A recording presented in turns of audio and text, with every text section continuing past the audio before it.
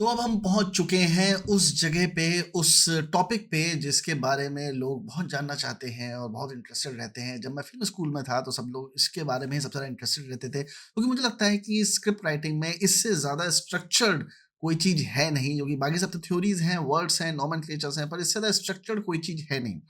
Heroes journey के बारे में आज मैं आपको डिटेल में बताऊँगा। पहले रीड करते हैं, उसके बाद मैं आपको इसकी हिस्ट्री के बारे में भी थोड़ा बताऊँगा और आपको इंटरेस्टिंग एनेक्डोट्स भी बताऊँगा इसके बारे में।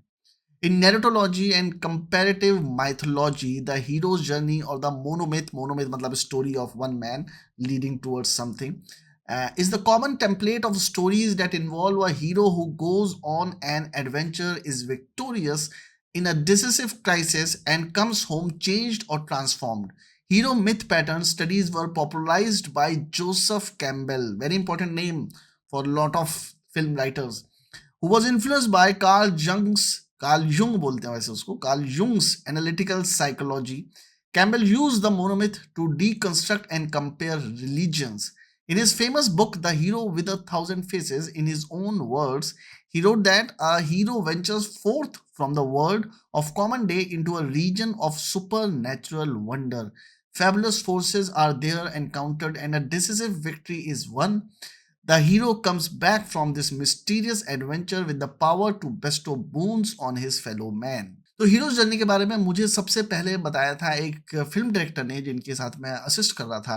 तो उन्होंने मुझे एक मेमो दिया था क्रिस्टोफर वॉगलर का, और वो था कि हीरोज जर्नी क्या होनी चाहिए। तो उसमें कुछ 12 स्टेप्स थे, और उन्होंने मुझे बताया था कि क्रिस्टोफर वॉगलर जब डिज्नी में काम कर रहे थे, तो उनके जो नीचे लोग राइटर्स काम कर रहे थे, उन लोगों को स्ट्रक्चर समझ में नहीं आता था। उनको समझ में नहीं आता था कि स्टोरी लिखें कैसे, शुरुआत कैसे करें, या एक इवेंट के बाद दूसरा इवेंट कैसे लिखें। तो उन्होंने, क्योंकि जोसेफ कैम्पबेल की किताबें पढ़ी हुई थी, तो उन्होंने अपने हिसाब से एक मेमो बनाया, practical methods is about the stages of the hero with the thousand faces. तो hero with the thousand faces में जो स्टेजेस दी गई हैं, उसका उन्होंने प्रैक्टिकल अपने हिसाब से एक वर्जन बनाया था। और उस वर्जन को एज़ अ मेमो उन्होंने अपने सबऑर्डिनेट जूनियर राइटर्स को सबको भेजा, और उन राइटर्स ने, क्योंकि वो इतना अच्छा नोट था, इतना इंस्पायरिंग नोट था, इतना इंटेलेक्चुअल नोट था और यूज़फुल नोट था, कि उन्होंने अपने फेलो स्क्रीन राइटर्स को भेज दिया, मेल से बाकी लोगों को भेज दिया। तो हॉलीवुड सर्किट में 98 के आसपास ये शायद मेमो लिखा गया था। तो ये वायरल हो गया। ये इतना वायरल हो गया कि क्रिस्टोफर वॉगलर ने उसके बाद राइटर्स जर्नी नाम की एक किताब भी लिखी। इसी में जो हम पहले जाते हैं, तो हम बात जाते हैं कि इसका ओरिजिन जोसेफ कैम्पबेल ने किया था। तो जोसेफ कैम्पबेल एक रिसर्चर थे, जिन्होंने माइथोलॉजी पे, दुनिया भर के माइथोलॉजी पे बहुत रिसर्च की थी, रिलीजन्स पे बहुत रिसर्च की थी। उन्होंने राम से लेके जीसस, मोहम्मद और भी जो ग्रीक गॉड्स हैं, अलग-अलग कंट्री से गॉड्स हैं, उन पे रिसर्च की थी, और उन सबको रिसर्च करने के बाद उनको लगा कि कुछ एक सर्टेन स्टेजेस हैं जो हर हीरो की ज़िंदगी में बार-बार आते हैं। तो उन्होंने कुछ 17 स्टेजेस उसकी दी थी। ऐसे ही रशिया में व्लादिमीर प्रॉप करके एक रिसर्चर थे, उन्होंने कुछ 31 स्टेजेस दी थी, और ऐसे ही बहुत सारे ऐसे रिसर्चर्स हैं जिन्होंने लाखों स्ट्रक्चर्स को, लिटरेचर को पढ़ा है, और उन्होंने रियलाइज़ किया है कि हर हीरो की लाइफ में अलग-अलग स्टेजेस आती हैं, जो बहुत कॉमन है बहुत सारी स्टोरीज़ में। किसी ने 31 स्ट्रक्चर्स दिए, किसी ने 37 स्ट्रक्चर्स दिए, किसी ने 25 स्ट्रक्चर्स दिए। पर जो मोस्ट फेमस है वो जोसेफ कैम्पबेल के स्ट्रक्चर्स हैं, जो 17 स्ट्रक्चर्स हैं। उसके बाद क्रिस्टोफर वॉगलर के जो 12 स्ट्रक्चर्स हैं, वो बहुत ज़्यादा फेमस हुए। अब ये 1940s में लिखी हुई बुक है, जोसेफ कैम्पबेल की hero with a thousand faces, जिसमें इसके बारे में बताया गया है, पर ये उसके बाद लोग भूल चुके थे। मतलब लोगों ने, ये किताब बहुत ज़्यादा बेस्ट सेलर उस टाइम पे थी नहीं, पर हॉलीवुड के सर्किट में ये किताब काफ़ी लोग पढ़ते थे, इंस्पायर होते थे। उसी में एक यंग फ़िल्म मेकर थे जॉर्ज लूकस, जिनका नाम आपने सुना होगा, स्टार वॉर्स जिन्होंने बनाई है। उन्होंने इस किताब को पढ़ा, और उस टाइम पे जो नए फ़िल्म मेकर्स आ रहे थे, जैसे स्टीवन स्पीलबर्ग हैं, मार्टिन स्कॉर्सेज़े हैं, उन सबको ये किताब दी पढ़ने के लिए। And George Lucas was highly inspired by this book and the structural method of hero that he gave, that he wrote the entire Star Wars series based on this book। और एक इंटरव्यू में जब वो picture बहुत successful हो गई, मतलब super duper successful हो गई, इतनी सक्सेसफुल हो गई कि स्टार वॉर्स के लिए 1-1 किलोमीटर लंबी लाइन लगती थी 1-1 साल बाद भी। उसका सिर्फ मर्चेंडाइज़, जो छोटे गुड्डे, गुड़िया, टी-शर्ट, जो मर्चेंडाइज़ होता है, उससे भी इतना पैसा आया कि पूरी फ़िल्म के पैसे से भी ज़्यादा पैसा उसने कमाया। तो उसका मर्चेंडाइज़ आज भी बहुत बिकता है स्टार वॉर्स का। People are crazy about it. पर किसी एक इंटरव्यू में जॉर्ज लूकस ने ये बोल दिया कि उनका जो इंस्पिरेशन था, वो hero with a thousand faces था, जोसेफ कैम्पबेल का। और ये जानने के बाद ज़ाहिर-सी बात है, अगर कोई फ़िल्म सक्सेसफुल हो जाती है, लोग उसे एम्यूलेट, उसे कॉपी करने लगते हैं। तो उसके बाद सब ने वो स्ट्रक्चर कॉपी करने के लिए वो किताब पढ़ना शुरू कर दिया, और उसके बाद बहुत टाइम तक बहुत सारी फ़िल्में उसी स्ट्रक्चर पे बनती रहीं। और फिर वो धीमे-धीमे वो स्ट्रक्चर गायब हो गया, क्योंकि ज़ाहिर-सी बात है स्टार वॉर्स का जो स्ट्रक्चर था, वो फ़िल्म सिर्फ़ स्ट्रक्चर की वजह से नहीं चली थी, उसकी मेकिंग भी बहुत अच्छी थी, मेहनत बहुत अच्छी थी, एक्टर्स की परफ़ॉर्मेंस थी, डायरेक्शन था, बाकी फैक्टर्स भी थे। सिर्फ़ स्ट्रक्चर की वजह से नहीं चली थी। लोगों ने सिर्फ़ स्ट्रक्चर कॉपी किया और सोचा कि चलो इसके बेसिस पे पिक्चर चल जाएगी, पर ऐसा नहीं होता है। तो वो स्ट्रक्चर बहुत लोगों ने कॉपी करने की कोशिश करी और 98 में क्रिस्टोफर वॉगलर ने उसे वापस रिवाइव किया। अगर आप टीवीएफ के कंटेंट देखोगे, जो भी टीवीएफ बनाता है, तो आप देखोगे उसमें आपको हीरोज़ जर्नी हर एक शो में एग्ज़ैक्टली मिलेगा। अभी आगे मैं स्टेजेस बताऊँगा और आप रिलेट कर पाओगे कि कैसे हर एक एपिसोड में, हर एक वेब सीरीज़ में वो लोग पूरा हीरोज़ जर्नी को ही यूज़ करते हैं। मतलब आप ज़्यादातर जो हीरो की स्टोरी होती है, सिंगल हीरो की स्टोरी होती है, उसमें हीरोज़ जर्नी हमेशा यूज़ होता ही है and most of the writers have read about it. तो चलते हैं आगे हम लोग पढ़ने के लिए कि क्या है हीरो जर्नी। ये कुछ स्टेजेस हैं हीरो जर्नी की, ये जोसेफ कैम्पबेल की स्टेजेस नहीं हैं, ये क्रिस्टोफर वॉगलर की स्टेजेस हैं। जोसेफ कैम्पबेल ने जो स्टेजेस दी थी वो माइथोलॉजी के हिसाब से थी, रिलीजन के हिसाब से थी, पर फ़िल्मों का स्ट्रक्चर थोड़ा-सा कम होता है और अलग तरीके का होता है, जो कि अगेन वो मीडियम ही अलग है। तो क्रिस्टोफर वॉगलर ने जो स्टेजेस दी थी वो ज़्यादा एप्रोप्रिएट हैं film making point of view से, तो आज हम उसको ही पढ़ेंगे।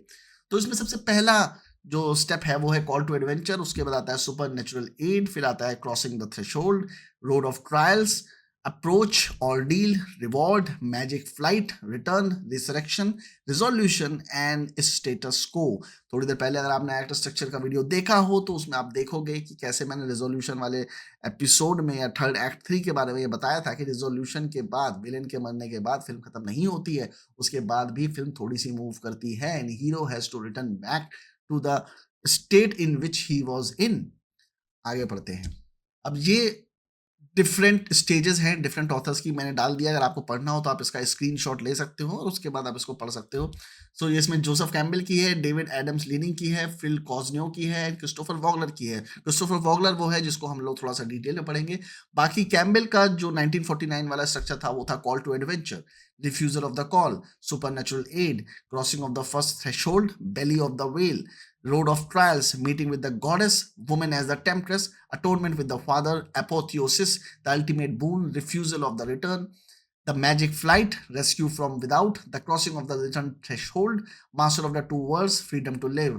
हालांकि मैं आपसे ये सजेस्ट करूंगा कि जो कैम्पबेल का स्ट्रक्चर है उसके अलावा जितने भी स्ट्रक्चर्स हैं वो कहीं बहुत ज़्यादा फिल्मों में वर्क नहीं करते हैं, क्योंकि वो माइथोलॉजी और रिलीजन के हिसाब से हैं एंड कैम्पबेल का structure near about film structure से मैच करता था, तो बहुत ज़्यादा इसमें पढ़ने की ज़रूरत नहीं है, क्योंकि आप जितना पढ़ोगे, उतना आप अलग डायरेक्शन में, रिसर्च के डायरेक्शन में निकल जाओगे, जैसे मैं निकल गया था, तो आपको पढ़ने की ज़रूरत नहीं है। मैंने लगभग जोसेफ कैम्पबेल की सारी किताबें पढ़ी हैं और उनके जो एक गाइड थे, उनकी भी मैंने 1-2 किताबें पढ़ी हैं, जो मुझे काफ़ी अच्छे लगते हैं। वो जर्मन बंदे थे, जिन्होंने इंडियन फ़िलॉसफ़ी पे, इंडियन ग्रंथों पे काफ़ी रिसर्च की थी, तो इसलिए मैंने उन सब किताबों को पढ़ा था।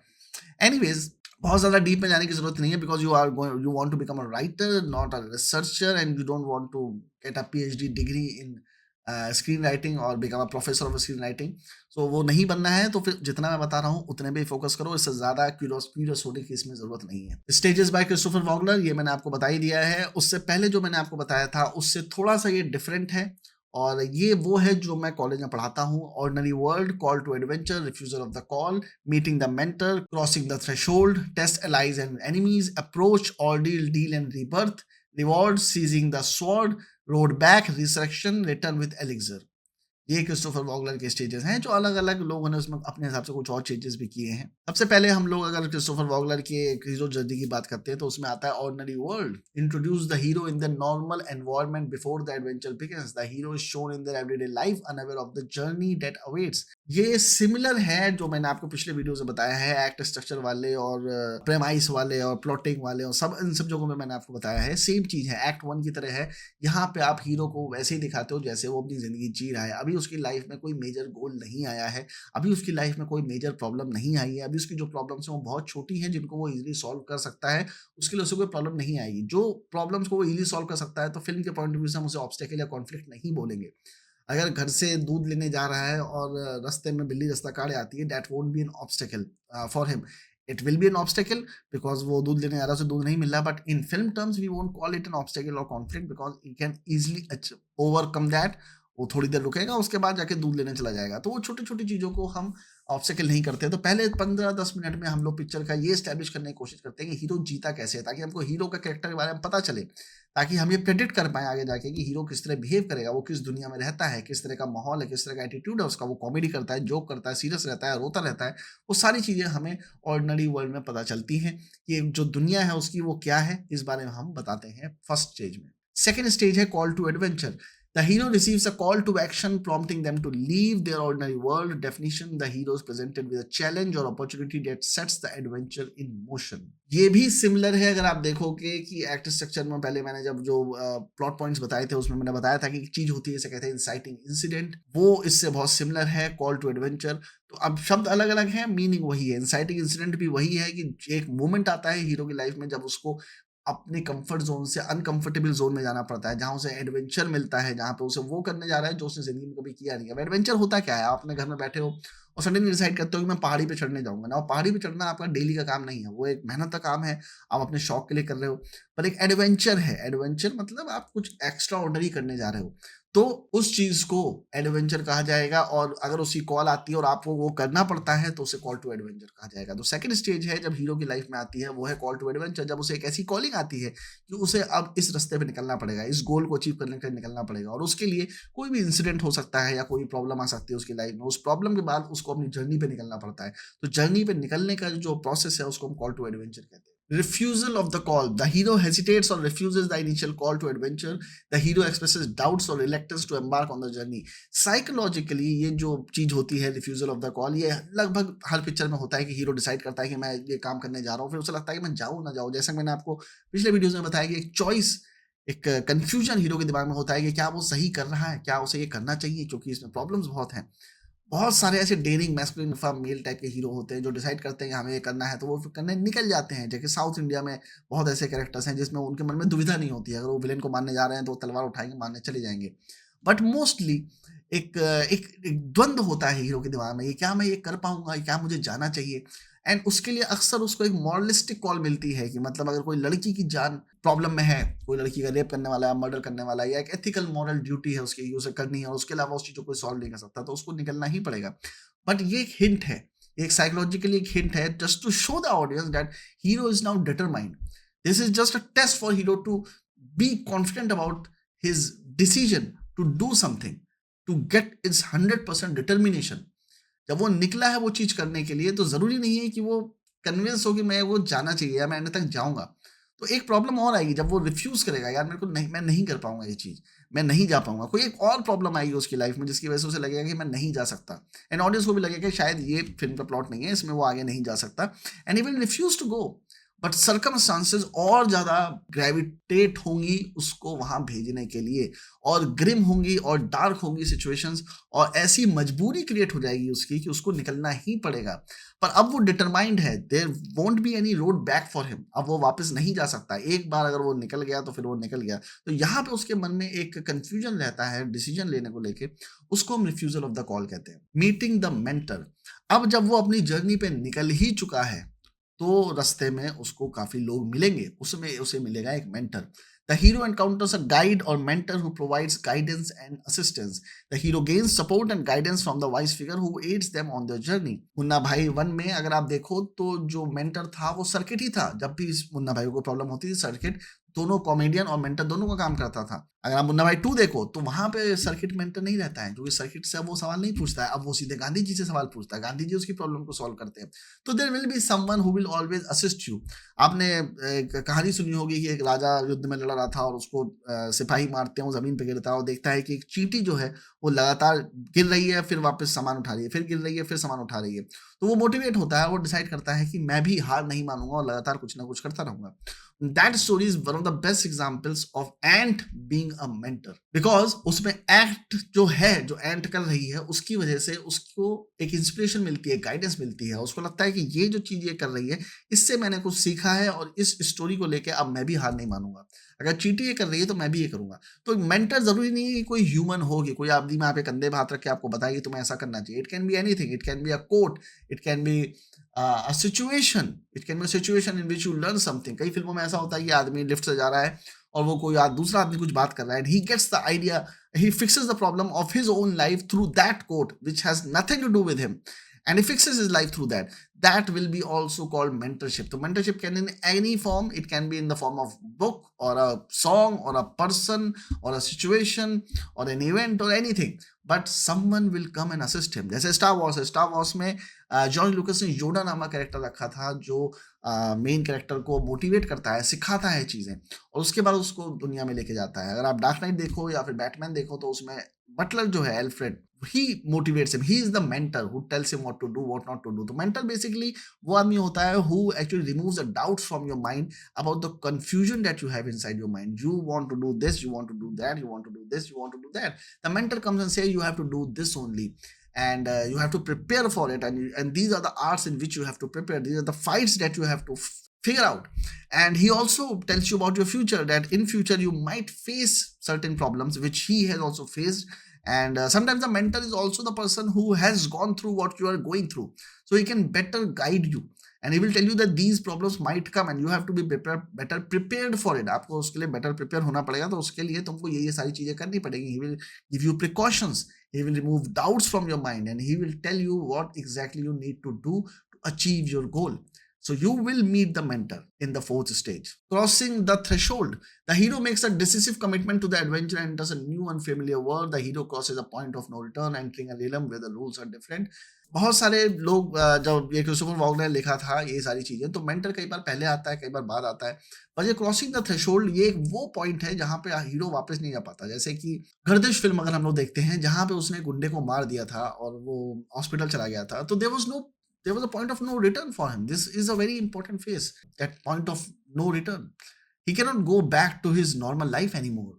अब वो गुंडा अस्पताल में है, वो वापस तो आएगा, मारेगा, पुलिस का केस होगा, लोग डराएंगे, लोग उसकी इज्जत करते हैं जैकी श्रॉफ की उस पिक्चर में, तो वो तो होगा ही आपके साथ। सो हीरो अपनी एक ऐसी स्टेज में पहुंच जाता है जहां से अब वो वापस नहीं आ सकता, अब उसे गोल अचीव करने के लिए आगे बढ़ना ही पड़ेगा। उसने अब ये कर दिया है, जैसे कि मिर्ज़ापुर भी अगर आप देखो तो जब तक बबलू और गुड्डू मुन्ना भैया के साथ गुंडई नहीं करते हैं, तब तक उनके पास ऑप्शन था कि नहीं यार छोड़ो यार, हम वापस अपने कॉलेज लाइफ जीते हैं। पर एक बार मुन्ना भैया के साथ गुंडई कर दी, एक बार 1-2 मर्डर कर दिए, तो it is a point of no return. अब आप वापस अपनी पुरानी ज़िंदगी में नहीं जा सकते। You have to keep doing what you are doing and you have to reach to your goal. So the point of return is a point where hero decides that he cannot go back, or the situation turns out in such a way that he cannot go back. अब उसे आगे ही बढ़ना है, पीछे वो वापस अपनी दुनिया में नहीं जा सकता। ऐसी सिचुएशन बन चुकी है, उसके आसपास की दुनिया चेंज हो चुकी है। Test allies and enemies. अब जब वो आगे बढ़ेगा तो उसको जाहिर सी बात है बहुत सारी चीजें चाहिए होंगी अपने विलन से लड़ने के लिए। अब आपने अगर रामा की स्टोरी पढ़ी हो रावण से लड़ने वाली, तो उसमें उनको बंदर मिलते हैं, हनुमान जी मिलते हैं, जटायु मिलता है, शबरी मिलती हैं, बहुत सारे लोग मिलते हैं जो उनको अलग अलग तरीके से मोटिवेट करते हैं, उनको पावर देते हैं, उनकी हेल्प करते हैं। वैसे ही जब आप अपनी जर्नी पे निकलते हो तो आपको बहुत सारे टेस्ट देने पड़ते हैं, बहुत ऑब्स्टेकल्स, टेस्ट मतलब ऑब्स्टेकल्स आते हैं। आपको बहुत सारे दोस्त मिलेंगे, आपको बहुत सारे दुश्मन भी मिलेंगे, छोटे-मोटे दुश्मन मिलेंगे जो आपको आपका रास्ता सही करेंगे। उन दुश्मन को मार के आपको पता चलेगा कि आप सही रास्ते पे हो, क्योंकि अगर आप गलत रास्ते पे हो तो कोई भी मेन विलेन आपको रोकना क्यों चाहेगा? आप जाते रहो, हमें क्या फ़र्क पड़ता है। पर जब आप उसके नज़दीक पहुँचने वाले होगे तो वो अपने गुंडे वहाँ भेजेगा आपको मारने के लिए। And that's how you realize that you're on the right track. So you will have to face a lot of obstacles. You will meet a lot of people who will help you. Some will give you swords, some will help you in another other way. कोई तुम्हें खाना देगा, कोई तुम्हारे लिए कुछ करेगा, कोई रहने का इंतजाम करेगा, कोई तुम्हें रास्ता बताएगा, कोई तुम्हें मैप देगा। बाकी एनिमीज आएंगे बार बार और आप उनको सॉल्व करोगे। तो जो एनिमीज हैं, टेस्ट और अलाइज हैं, ये आपका एक और पॉइंट है कि इसमें ना ट्विस्ट एंड टर्न्स आता है। अगर एक आदमी सीधे सीधे बढ़ता चला जाए विलेन के घर की तरफ और पहुंच जाए तो वो तो बड़ी बोरिंग हो जाएगी स्टोरी। तो रास्ते में जब वो लोगों से मिलता है और एनिमीज उसको मारते हैं, वो उनको पेलता है। जैसे लोकेश कनगराज की एक फिल्म है कैथी, जो कि बहुत बड़ी हिट है। अब उसमें वो बस ट्रक चला के हॉस्पिटल तक जा रहे हैं, क्या ही बुरा हो सकता है। पर लगातार उसमें एनिमीज आते रहते हैं, लगातार उनकी कहीं ना कहीं से हेल्प होती रहती है, लगातार उनको कोई ना कोई ऑब्स्टेकल आता रहता है, which was the premise of the film. This is how the film also became very interesting, कि लगातार कोई ना कोई इवेंट हो रहा है। ये भी समझना है हमें राइटिंग करते टाइम में, लगातार कोई ना कोई इवेंट होते रहना चाहिए। नेक्स्ट आता है approach. The hero approaches a significant and dangerous central challenge. Definition: the hero prepares for a major confrontation और ordeal that will test their resolve.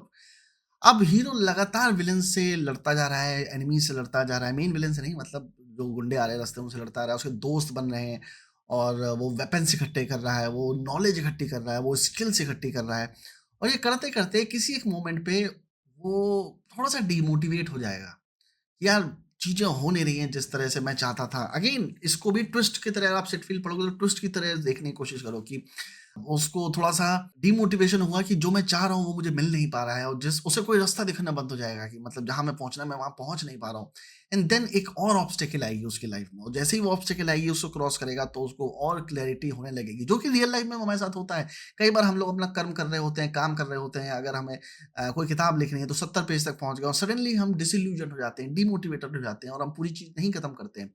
पर अगर आप बिना किसी इच्छा के कुछ भी किए बिना आप ये सोचे कि यार मुझे मन नहीं लग रहा है फिर भी मैं लिखूँगा, मुझे अपनी किताब कंप्लीट करनी है। जैसा कि मैं यूट्यूब वीडियोज़ के लिए करता हूँ कि कई बार मेरा मन नहीं करता यूट्यूब वीडियोज़ बनाने का, फिर भी मैं यूट्यूब वीडियोज़ बनाता रहता हूँ। वो जब आप करते रहो, कोई कार्य आप लगातार करते रहो, आप डिसाइड करो कि मुझे ये कार्य करना है और मुझे आगे बढ़ना है, तो आपके रास्ते में कुछ ऑब्स्टेकल्स आएँगी। उन ऑब्स्टेकल्स को जब आप क्रॉस करने की कोशिश करते हो और आपका अप्रोच चेंज होता है, तो आपके अंदर भी एक एक वैल्यूज़ बनती है।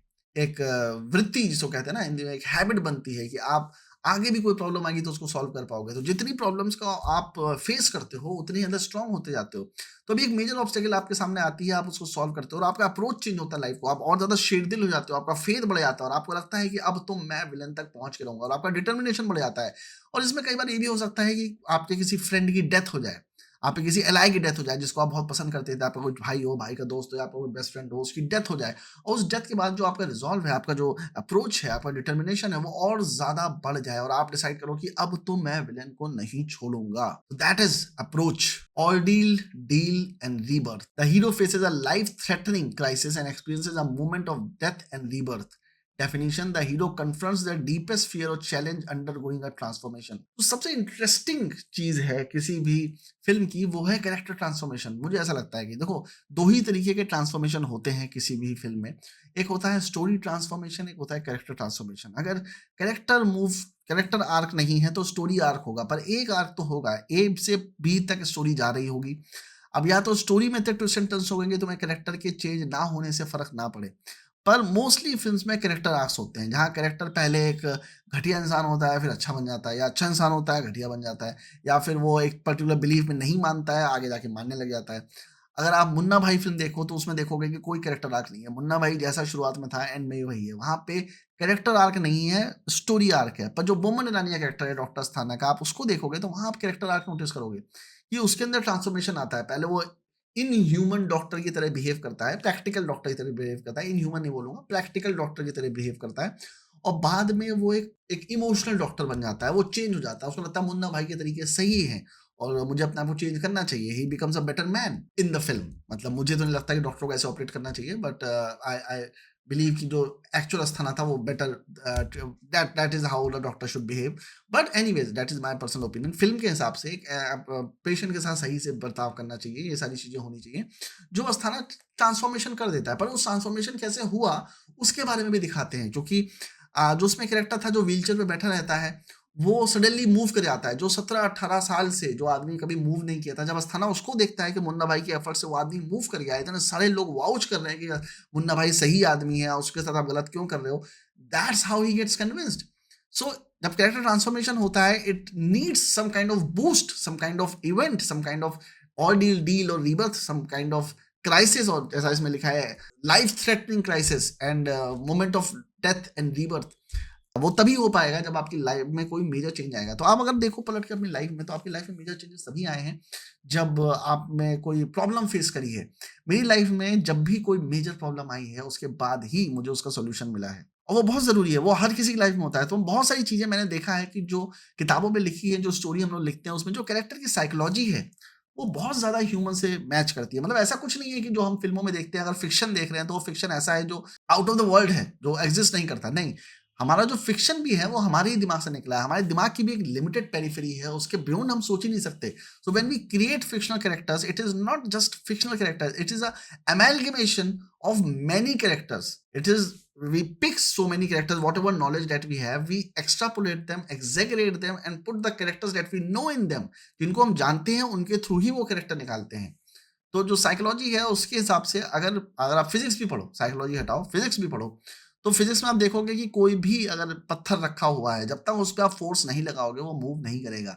सेम इन लाइफ होता है, जब तक धक्का नहीं पड़ता है, प्रेशर नहीं मिलता है, जब तक कोई इवेंट ऐसा नहीं होता है जो लाइफ थ्रेटनिंग है, तब तक आप चेंज नहीं होते हो। जर्मन फिलोसोफर फ्रेडरिक निश ने भी यही कहा है कि something that doesn't kill you makes you stronger. मतलब जो चीज तुम्हें मार नहीं पाती है वो तुम्हें स्ट्रॉन्गर बना के जाती है। सो इसको अलग शब्दों में कहें तो नियर डेथ एक्सपीरियंसेस आपको स्ट्रॉन्ग बनाते हैं।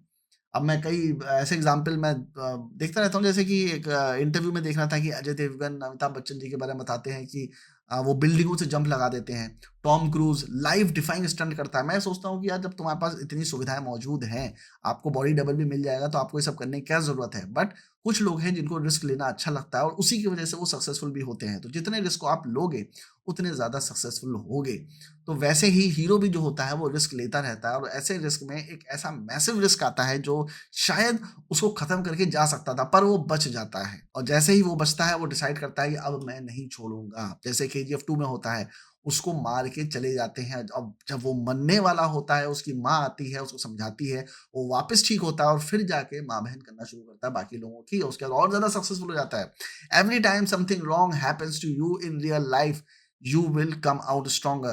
So instead of running away from problems, my advice to you in life is that run towards your problem and destroy them, because the more you will destroy your problems, the more better human being you will turn out to be, the stronger person you will turn out to be.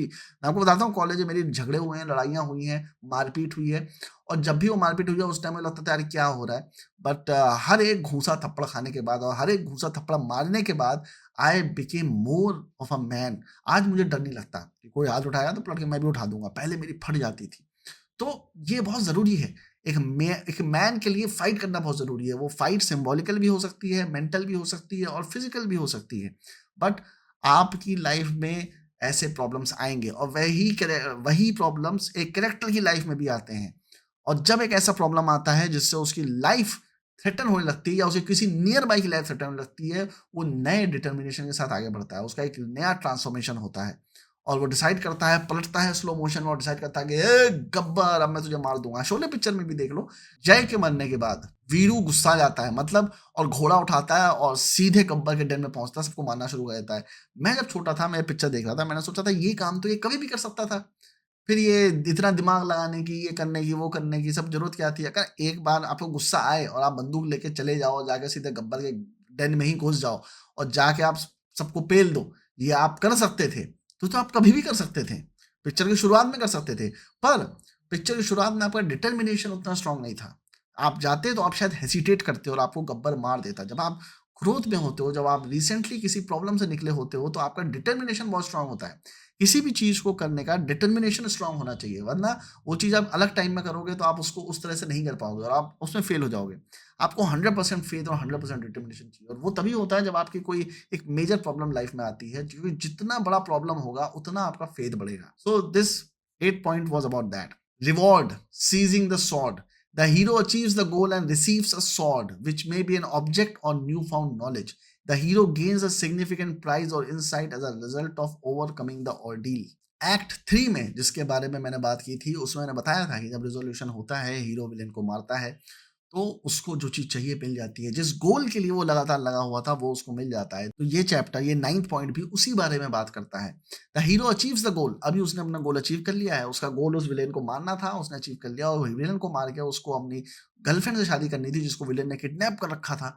अब वो लड़की kidnap से आज़ाद हो चुकी है और वो उससे अब शादी कर सकता है। उसको अपना गोल मिल चुका है और उसको जो रिवॉर्ड है वो मिला है। तो लड़की वो रिवॉर्ड है जो उसको मिल चुकी है ही विलेन को मारने के बाद, या उसकी बहन, माँ या दोस्त या फादर या कोई भी जिसको उसने किडनैप कर रखा है, उसको वो वापस मिल जाते हैं। वो उसके रिवॉर्ड हैं, या कोई एक पैसा है जो उस विलेन ने उसका दबा रखा है, वो दे नहीं रहा है, वो उसको वापस मिल जाता है। तो विलेन मरता है और हीरो को अपना रिवॉर्ड मिलता है, वो अपना गोल एक्वायर करता है। तो ये इस 9th पॉइंट में बताया गया है कि विलेन को मारने के बाद हीरो को अपना रिवॉर्ड मिलता है। 10th पॉइंट है the road back. The hero begins the journey back to their ordinary world carrying the lessons learned. The hero starts the return journey often encountering new obstacles. अब ये एक चीज है जो मोस्टली फिल्मों में बहुत ही कम टाइम में दिखाई जाती है, और मोस्टली फिल्मों में बहुत ही नेग्लिजिबल तरीके से दिखाई जाती है। अगले जो दो पॉइंट्स हैं, 2-3 पॉइंट है, मतलब 10, 11, 12, इनको फिल्मों में उस तरह से बहुत जल्दी दिखाया जाता है, क्योंकि ऑडियंस उठना शुरू कर देती है। जैसे ही हीरो मरता है, ऑडियंस का इंटरेस्ट खत्म हो जाता है। बट फिल्म कंप्लीट नहीं होती है। पर ये इंडिया में होता है, यूएस में नहीं होता है। बहुत सारी कंट्रीज जहाँ पे फिल्म मेकिंग या स्टोरी बताई जाती है, वहाँ पे चीज़ नहीं होती है। अगर आपने विलेन के मरने पे, रिवॉर्ड मिलने पे फ़िल्म को ख़त्म कर दिया, तो आपकी फ़िल्म ज में जो क्वेश्चन्स हैं, वो वापस उठने लगेंगे लोगों के दिमाग में। कई बार इसको एक ट्रिक की तरह भी इस्तेमाल किया जाता है कि ऑडियंस के दिमाग में ये सवाल चलते रहें कि उसके बाद क्या हुआ, उसके बाद क्या हुआ, ये सारी चीज़ें। तो अब जो जोसेफ कैम्पबेल ने लिखा है, क्रिस्टोफर वॉगनर ने लिखा है, इन्होंने लिखा है कि विलेन के मरने के बाद, रिवॉर्ड मिलने के बाद भी पिक्चर ख़त्म नहीं होनी चाहिए। उसके बाद हीरो को वापस अपने पहले स्थान पे जाना है, जिसको हम स्टेटस क्वो कहते हैं कि जिस जगह से वो चला था, उसको उसी जगह पे वापस पहुँचना पड़ेगा, उसी ऑर्डिनरी लाइफ़ में वापस जाना है, क्योंकि उसकी जो एक्स्ट्राऑर्डिनरी लाइफ़ थी, वो खत्म हो चुकी है, जो एडवेंचर था, वो कर चुका है। अब उसे वापस वहीं पे जाना है।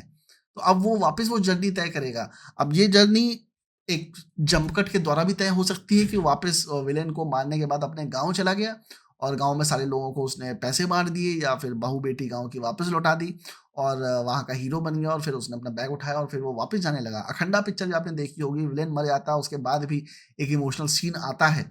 पिक्चर खत्म नहीं होती है। फ़िल्म में विलेन के मरने के बाद फ़िल्म खत्म नहीं होती। इवन मार्वल की अगर आप लास्ट फ़िल्म देखो जिसमें Robert Downey junior iron man मर जाता है, तो थैनोस के मरने के बाद फ़िल्म खत्म नहीं होती है। उसके बाद भी इमोशनल सीन आता है, कंडोलेंसेस आती हैं और आगे क्या होगा उसके बारे में बताया जाता है। तो ज़रूरी नहीं है कि और जैसा इसमें लिखा है कि hero starts a new return journey often encountering new obstacles, ज़रूरी नहीं है कि ऑब्स्टेकल्स आएँ, क्योंकि ये तो उन कहानियों में लिखा है जो माइथोलॉजी की कहानियाँ थी। तो ऐसी हम जो फ़िल्म बनाते हैं उसमें हमें पता है कि ऑडियंस का रिटेंशन यही है कि एक बार विलेन मर जाता है, they don't want to sit too much in the hall and this is just an observation of various writers in from mythology and religious books. So obstacles नहीं आते, आप जमकट मारते हो और आप पहुँच जाते हो उस दुनिया में जहाँ से वो हीरो चला था अपनी जर्नी को स्टार्ट करके। 11th है resurrection. The hero faces a final test of an a more challenging version of the ordeal. The hero confronts the ultimate challenge demonstrating growth and transformation. Hero के मरने के बाद भी हो सकता है ऐसी कोई मेजर प्रॉब्लम हो जो सॉल्व हो, जैसे बहुत छोटे में दिखाया जाता है। लास्ट के 3 पॉइंट्स ना हिंदी फ़िल्म में बहुत छोटे में दिखाए जाते हैं, जैसे कि हीरोइन का बाप नहीं मान रहा था। अब हीरो विलेन को मारता है, वापस आता है और हीरोइन के बाप से कहता है कि मैं आपकी बेटी से प्यार करता हूँ, पर ये ठीक है कि आप शायद उससे मेरी शादी ना करना चाहें, ना करवाना चाहें, बट इट्स कंप्लीटली फाइन। मैं आपकी हर एक डिसीजन की रिस्पेक्ट करूँगा। तो बाप वहाँ पे चेंज होता है और कहता है कि नहीं, नहीं ठीक है, तुम मेरी बेटी को ले आ सकते हो क्योंकि तुमने कितने सारे लोगों की मदद करी है उस विलेन को मार के। तो हीरो का ये एक अल्टीमेट टेस्ट होता है। अभी उसे हीरोइन मिल गई है पर उसे पूर्ण रूप से नहीं मिली है। तो उसका ये रिसरेक्शन होता है। अब ये रिसरेक्शन बेसिकली जीसस क्राइस्ट की स्टोरीज़ से और भी बहुत सारी जो स्टोरीज़ हैं उससे आया है कि जहाँ पे हीरो विलेन को मारने के बाद एक अल्टीमेट एक और मोर मतलब मुझे मोस्टली ये जो रिसरेक्शन है ये आपका मॉरलिस्टिक एंड एलेगोरिकल टर्म्स में होता है, एक मुहावरे के तौर पे होता है जहाँ पे उसको एक नई नॉलेज मिलती है, वो एक नया इंसान बन के निकलता है। विलेन को मारने के बाद उस जिसको आपने मारा है, जो गोल एक्वायर किया, उसके बाद आपकी लाइफ में भी तो कुछ चेंज आएँगे, साइकोलॉजिकली कुछ चेंज आएँगे, आप बहुत विक्टोरियस फील करोगे, जॉयस फील करोगे और maybe you will get some new goals to attain in life और maybe you want to return back to your old life जहाँ पे कोई बुड्ढा आदमी आपका इंतज़ार कर रहा हो या आपकी पुरानी माँ आपका इंतज़ार कर रही हो, तो आप वहाँ पे वापस जाना चाहते हो। So that is a resurrection. Jesus Christ के केस में क्या हुआ था कि उनको लटका दिया गया था and he died and after certain days शायद 12 दिन या 14 दिन के बाद he return back and that is also celebrated in Christianity. मुझे क्रिश्चियनिटी के बारे में बहुत ज़्यादा आइडिया नहीं है, बस ये कहानी मुझे पता है थोड़ी बहुत, बचपन में सुनाई जाती थी स्कूल्स में, कैथोलिक स्कूल्स में पढ़ा हुआ मैं और बहुत सारी फ़िल्मों में ऐसा कुछ देखा है, एग्ज़ैक्ट डिटेल्स मुझे याद नहीं है। बट आप एक चैलेंज फेस करते हो जो ज़रूरी नहीं है कि आप फ़िल्मों में दिखाओ। एंड फाइनली रिटर्न विद एलिक्ज़र, ये इम्पोर्टेंट पॉइंट है जिसको बहुत सारे राइटर्स मिस कर देते हैं। बहुत सारे राइटर्स फ़िल्मों को वहीं खत्म कर देते हैं जहाँ पे फ़िल्म खत्म होती है। वहाँ पे अ, बहुत सारे राइटर्स फ़िल्मों को वहीं खत्म कर देते हैं जहाँ पे विलेन मर जाता है, वहाँ पे फ़िल्म खत्म नहीं होती है। आपको वापस लौटना पड़ेगा उसी दुनिया में जहाँ से आप चले थे। The hero returns to the ordinary world bringing a valuable gift और knowledge. Definition, the hero brings back something of great value contributing to the betterment of the world. हो सकता है उस विलेन ने पानी के पाइप बंद किए हों जिसकी वज़ह से गाँव में पानी ना आ रहा हो। विलेन को मार के हीरो पानी के पाइप तोड़ता है और पूरे गाँव में पानी-पानी हो जाता है। या फिर विलेन ने बहुत सारे फाइल्स दबा के रखी हों जो दूसरे लोगों की हों और गाँव के कागज़ात दबा के रखे हों, सबकी ज़मीनें हड़पनी हों। हीरो विलेन को मार के वो सारे पेपर्स वापस लेके आता है और गाँव वालों में डिस्ट्रीब्यूट कर देता है। ये और आप और गाँव वालों में डिस्ट्रीब्यूट कर देता है और गाँव में रहने लगता है खुशहाल सबके साथ। अब उसकी बीवी उसके साथ है और अब किसी को कोई थ्रेट नहीं है, उसने वो सारी चीज़ें खत्म कर दी हैं। And that is where the film should end, that is where the story should end, that is where the literature should end. This is what Joseph Campbell, Christopher Vogel, and all these people have decided should be the stages of a hero's journey when you're writing your screenplay. So this is from the screenplay point of view. अब हम लोग next point पे चलते हैं।